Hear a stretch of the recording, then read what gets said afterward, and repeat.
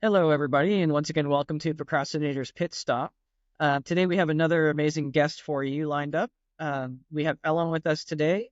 She is a life coach and philanthropist who loves to empower middle aged women to enhance mental well being, resilience, self worth, and cognitive performance, foster emotional balance, and reduce stress. Ellen, welcome to the show. Thank you. Thank you for having me. It's no problem at all.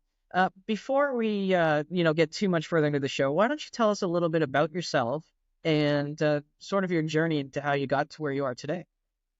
Okay. As you introduced myself, I'm Elham Toranjiyan. I'm originally from Iran. I have about 2 decades, more than 2 decades, experience in education, and it was my whole career educational field. I started from after college, being in a primary school, and then moving like to high school and college and university, and then I had a few years of executive job at the university. That was my passion, and I want to say my purpose just to helping other people, supporting my students, their families to get the place they wanted to be. And then a few years ago, I was in the situation that I needed to change my career to have an online job. And I said, okay, what should I do? I need an online job. And still, I love my job, like as a like kind of like helping and supporting other people. And I, my amazing mentor at that time, she introduced me to life coaching. I had no idea about life coaching. And then when I searched it, and she said that you're good at it, just go and find a place, just learn it. And then I search it, and I kind of like different schools, or then I found Jay Shetty. The way especially he loved about, he taught, I'm sorry, he talked about the love. And I know that's, and I believe it, that happiness that I'm really care about that, it's love. And so, okay, this is kind of like the way he talked and his journey as a monk and getting out of all those things. Um, that was really resonated with me. And that was things I registered for and enrolled for the school.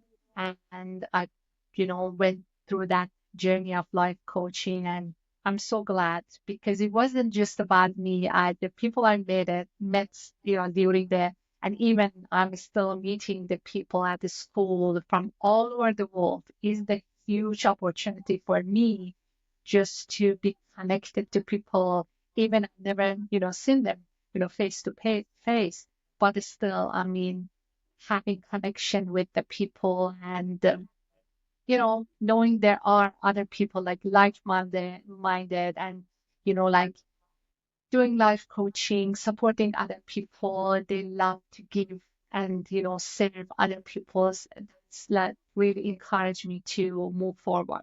Okay, so you've got a lot of experience in education, and you were looking for an online job, and your friend introduced you to life coaching.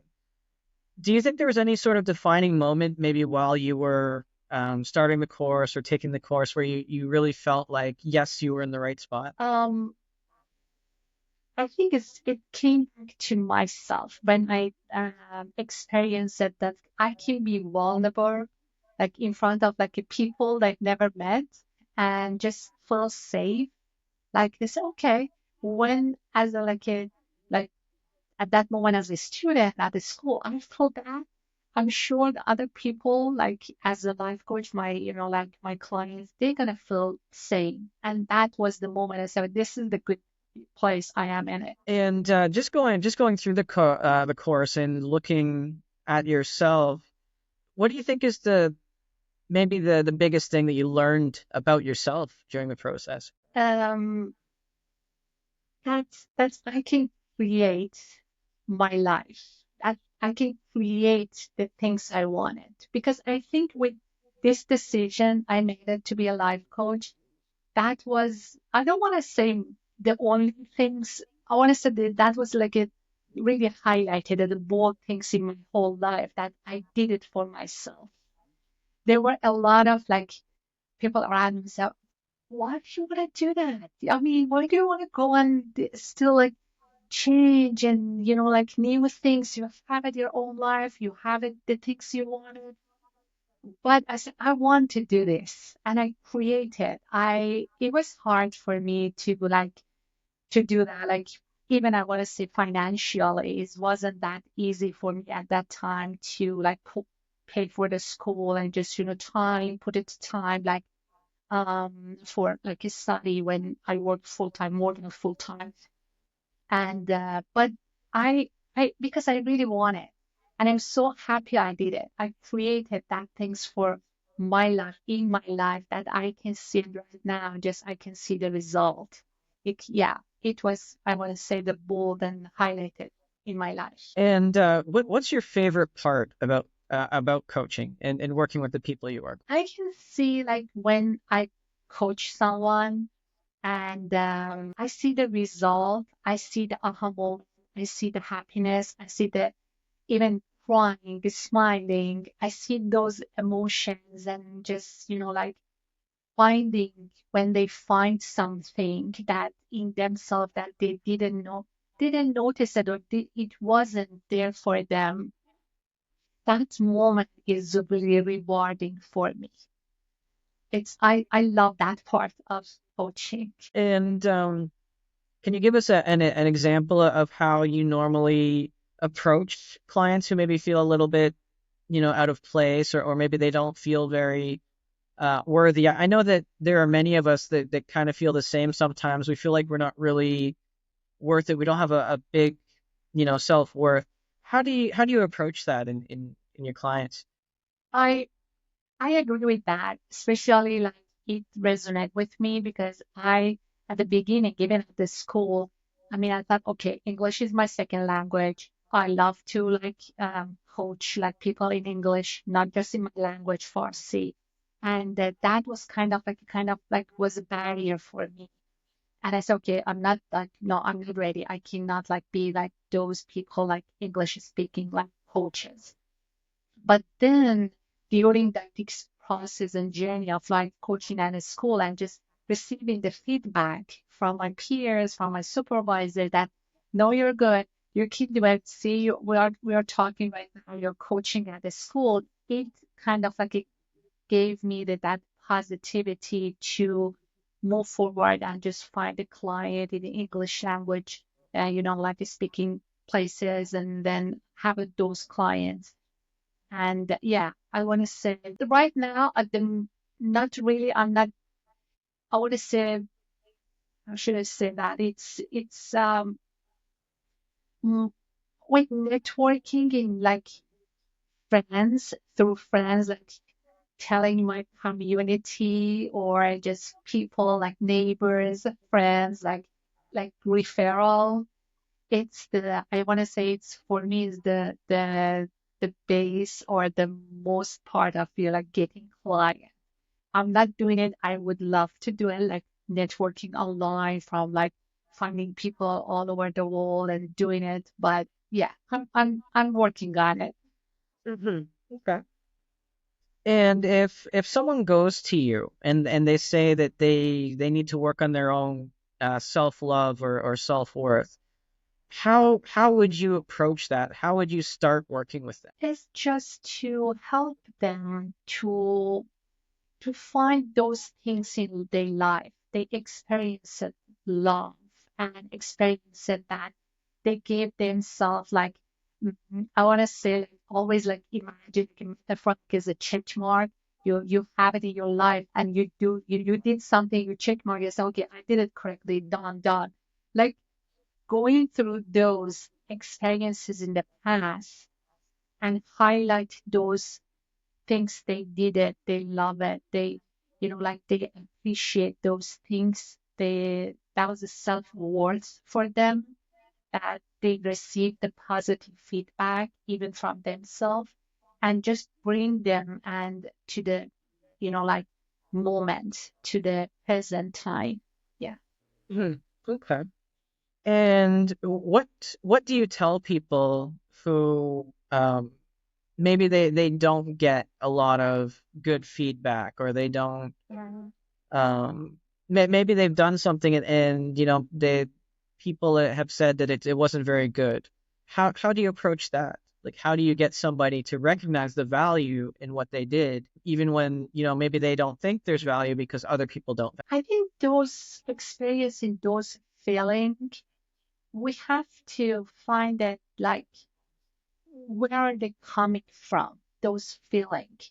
It goes like, I'm sure it goes like deeper with the, like some previous experiences, but or like the feeling, it's important. I think sometimes like if, the fear of judgment, the like the sadness of receiving some negative stuff. Like if we can work on those, it's really helpful. But we're human. I mean, it's not something like I want to say, even like getting sad, getting emotional, like have a fear. It's okay. We shouldn't just really let those feelings stay with us.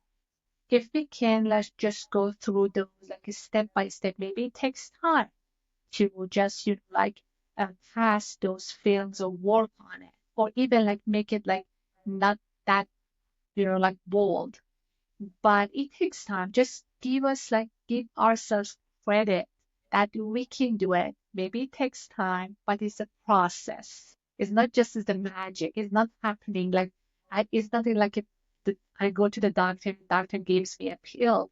Take that pill. I say, okay, right now I have like that confidence. Let's do it. No, it takes time. Maybe for one person is 1 month, 2 months, or maybe 6 months.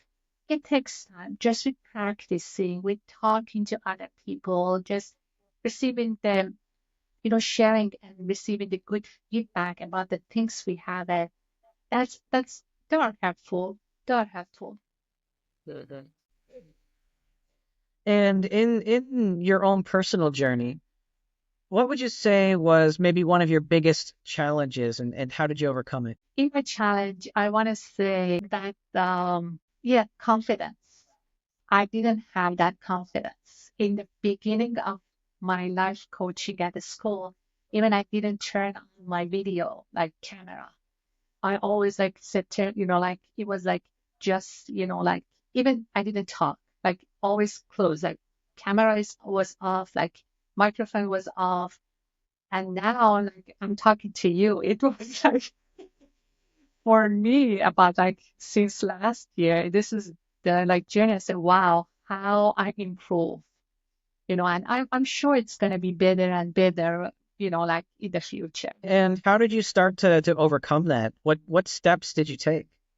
Talking to other people, sharing with my peers. I like I asked, they were so generous to give their time as a like a pro bono coaching. I had some coaches and they helped me just to, like believe in myself, that have confidence and turn on my video, turn on my microphone, even say one, sentence. I started with that and, like little by little, like I, just get it better. So, what would you say to someone if you had to take all that knowledge and all that experience and you had to give somebody who maybe didn't have a lot of, self-love or maybe a lot of confidence, what, what tips would you give them to kind of build that confidence and start generating more of that self-love? Ask people to help you. I was like asking to just, like to help you to find it, to recognize those things you have it. I mean, sometimes like we think if we ask, we're gonna receive the judgment from other people. I know we have to find the, like the person that's we can trust, trustworthy person. Yeah, we cannot go to the street and ask whoever like we see around us. No, it's not about that. If we can find a trustworthy person to ask and receive the feedback and share our, thoughts and those, like feeling and the things we needed, like asking a life coach or even somebody in our family, or we know we have a really wise like friend or somebody else in our, around us, it's really helpful. Just excuse me. So just reach out and look for that support network then. Yeah, asking for help is it's a really, like a good thing. I see like when I think like I really wanted to share because even in my culture from the place I came from, or I'm sure even here in the United States in the past, we had a lot of people around. We had like grandparents, aunts, uncles, and we talk with them. We share with them. They do like my grandparents, like especially my grandma, one of my grandma, she told the stories, and through that stories, we shared things with our, and they gave us advice, and then that was the things like we had it in the past, but right now we don't have a lot of those experiences. So but still, we are human. We would love to, like talk, connection, asking, hearing from other people. So, I mean, if we can find it, I know it's not really easy, but it's possible to find a trustworthy person, then we can still share our thought, asking questions, receiving advice. You mentioned something really important there about the connections. And what do you think about current technology? Especially social media. I mean, there are some that argue that we're the most connected we've ever been, and yet at the same time, I don't know. I just feel like sure we're more connected than ever. But I mean, even as you said before we started the show here, you said that you only really use Instagram and you put down Facebook because it began. How do you think social media is affecting how we connect to each other and how we can actually be connected? Even for my current job, life coaching, I needed to find the people or just communicate through like, like social media or even like online. But I want to say from my perspective, it's I disagree with social media and connection online. I think it's in our blood. We born that way to have the connection face to face or like really close, like even like I want to say hugging, touching, like connecting with the people like really close. We need that. We need like even like when we were born, the first things that's a connection skin to skin between that baby and mother and father because we born like that. We need that connection but we are missing just holding our friends hands or like husband and wife or like friends or family just spending time with them like really close feel them it's this is this is another so even we don't talk even we don't sometimes we don't talk but being next to each other we just receive our energy from each other even with the look like we look at each other we know if I'm sure you have this experience with a close friend we just look at each other we know what's going on we don't need to talk to each other because we have a lot of like things together. We had like a journey together. This is like for me, that's really important. Even I mean, this is the best thing for me, like for now, for as in my life. But I'm the person, like I said, if it's possible, just like be in touch with people, like in person like, that connection is something else. The energy we receive it from that the positive impact gonna be 100%, but online maybe 5%. That's for in my perspective, that's the huge difference with Okay, well, thanks for sharing that.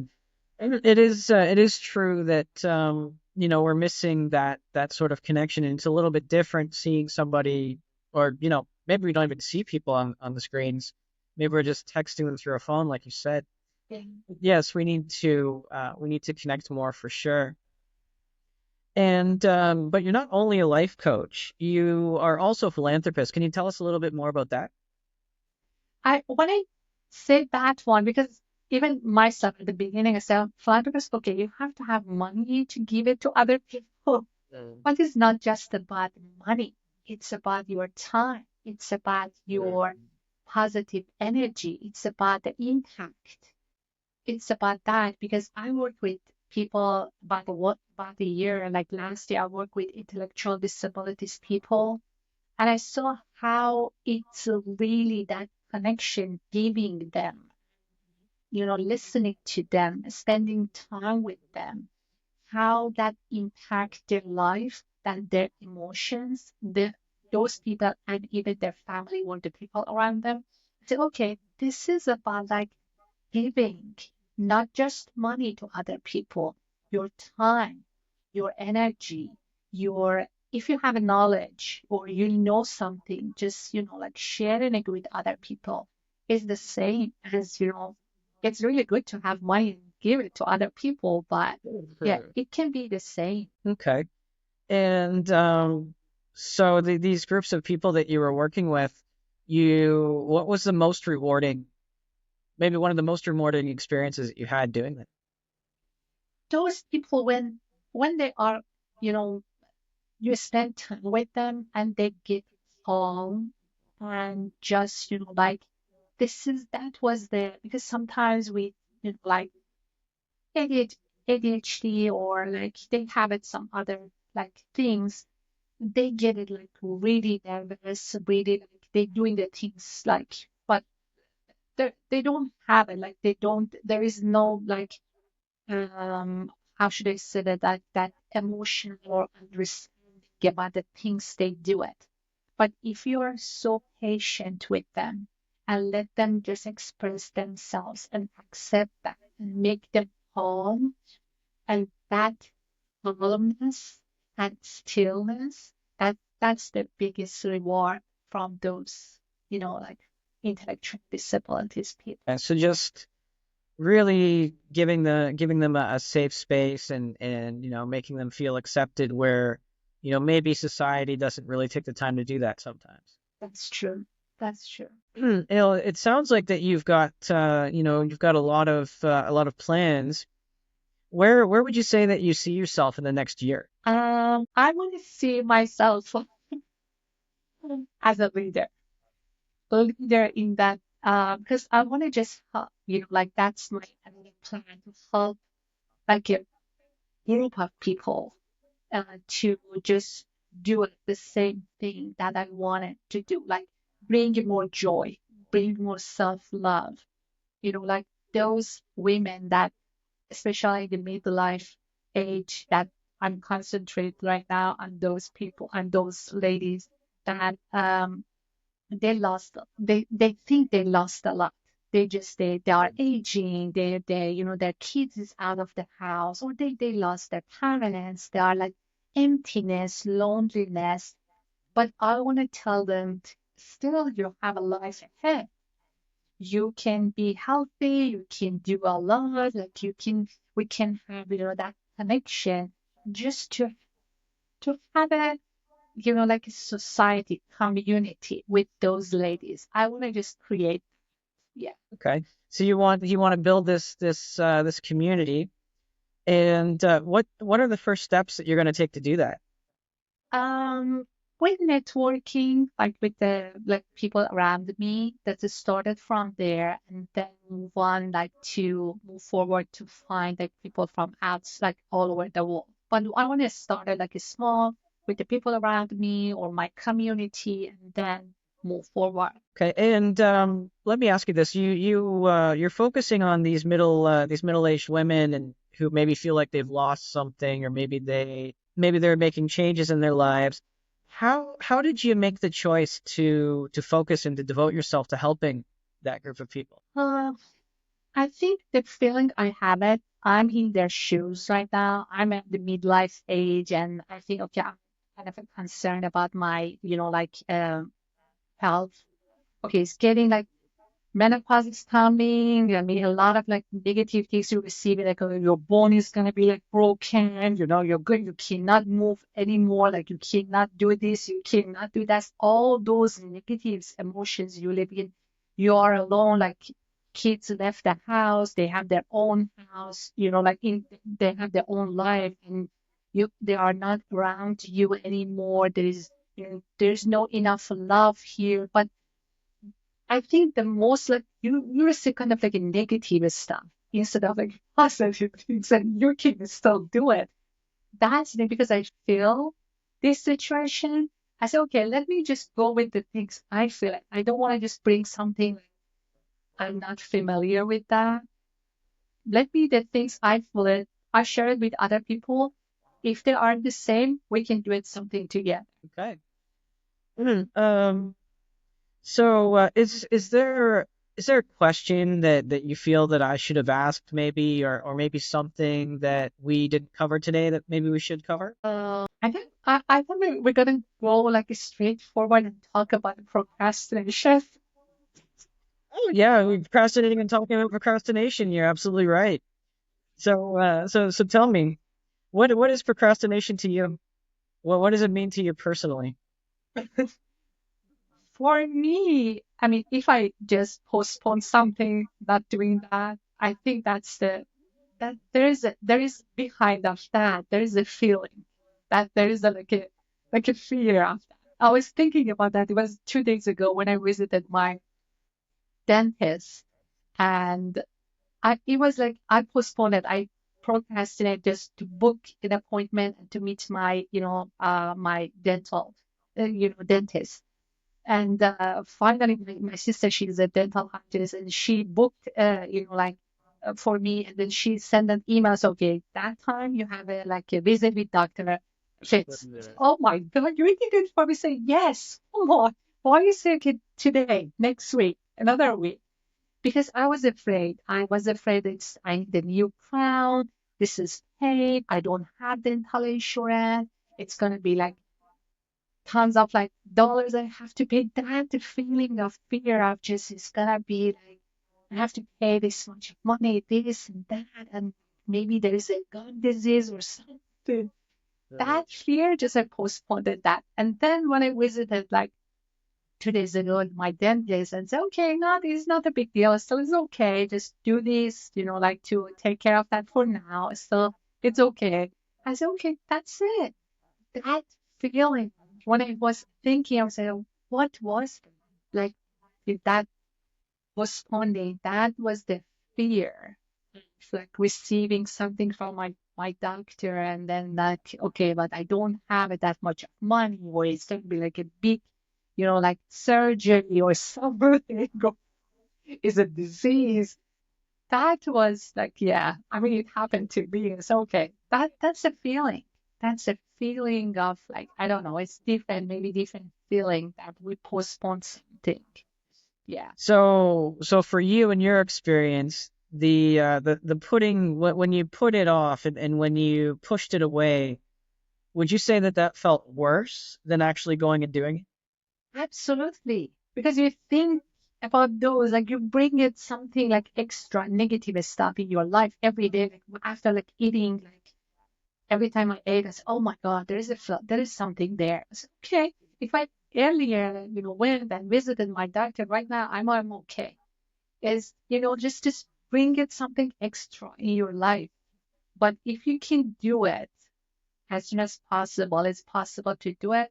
It's gonna be like kind of like okay, I did it. If it's something like I can just like have another plan for that, or if it's everything's fine, that's fine. Yeah. And so, from that experience, does that mean that the next time it comes up, do you think that you'll put it off again, or do you think you'll just go ahead and do it? So for sure, I will go and visit my doctor. Yeah. Excellent. And you mentioned about the fear and about the different things. And do you think that if your friend hadn't have made the appointment for you, do you think that you'd still be waiting, or do you think that you would have done it by now? I mean, I would do it because I'm traveling. I didn't want to just before traveling, like something happened because I know it's here. At least I can do something. But if I just somewhere else, I cannot. During my trip, it's I just messed up my trip. If I have like something like pain or something, I wanted to do it, but I'm glad my sister did it earlier. Excellent. Well, Again, thank you for being on the show, Elham. Before we go, what is the best way for somebody to reach out and get in touch with you? Um, I mean, they can reach me through my Instagram like account. It's kind of like it's easiest way to find me and just to communicate with me, or even my email. But I want to say, if somebody doesn't have Instagram, like my email is the best way to, find me. Okay, and we'll put those down in the description for our listeners there. So if you feel like you need some assistance, reach out to Elham, and you'll be in some good hands. And to all our listeners, thank you once again for tuning in. For motivation and inspiration. And if you can't find that motivation or inspiration for some reason, then just go out and be that motivation or inspiration for someone else. And we will see you again next time. Thank you, Chris.